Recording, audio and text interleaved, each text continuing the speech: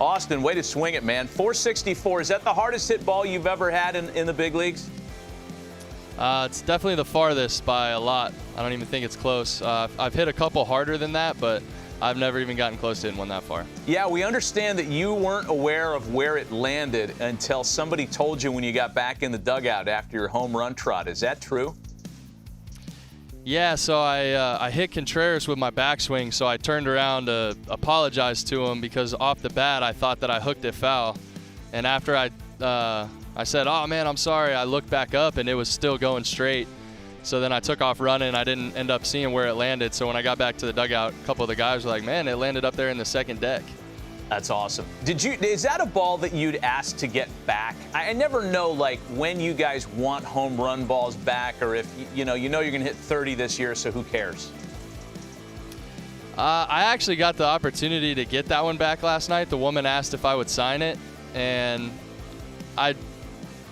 it didn't seem like it had any significant value. I felt like it meant more to her than to me, so I signed it and just gave it back to the woman so that she could have it.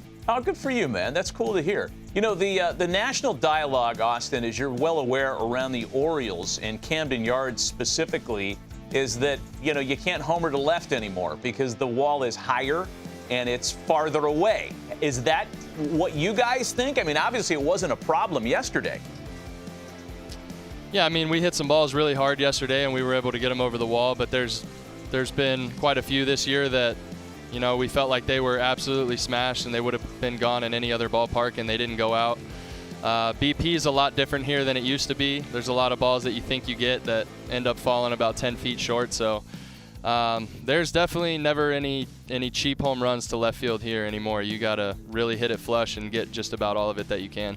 You know, we've visited with you in the past, in the off season, about your workouts, about the work you do. It feels to us on the outside like it's all coming together this year. You're on a pace for career highs, wearing out right-handed pitching. Talk about the work you did this winter and talk about the start that you're having in your own words. Yeah, my biggest goal coming into the year this year was to be available for every game. I just wanted to give Hyder the opportunity night in and night out to put my name on the lineup card. So I've been able to do that for the most part. I had a hand injury earlier in the year that took me out for a couple days. I was available to pinch run, so I wasn't able to start those nights, but I was available to come in and play defense and use my legs. So that's been my biggest goal, and I think the ability to have consistent at-bats and just be in the lineup day in and day out.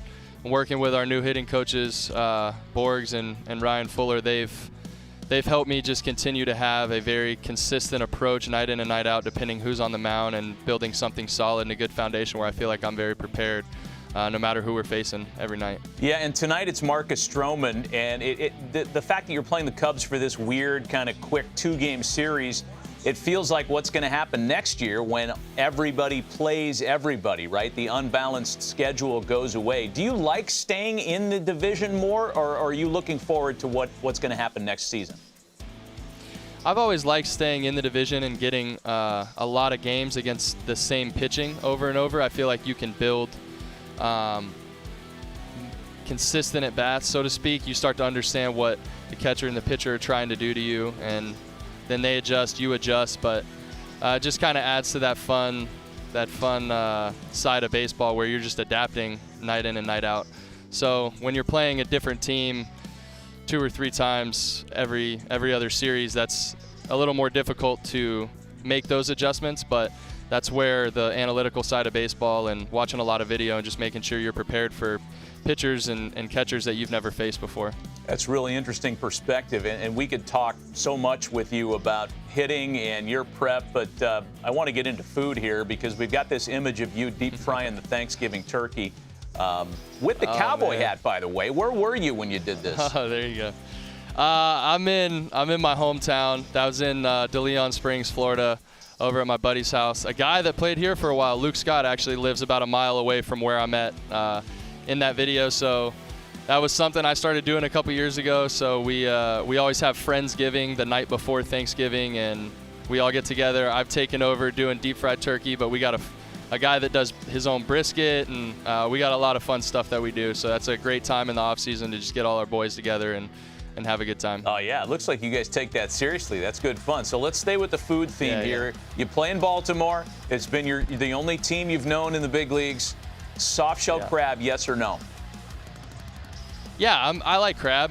Maryland crab was kind of tough for me to get used to that at first because growing up in Florida, I was always eating snow crab for all-you-can-eat crab legs wherever I went. So the first time I had Maryland crabs and they handed it to me, I'm like, what am I supposed to do with these things? Their legs are so tiny. What am I going to eat?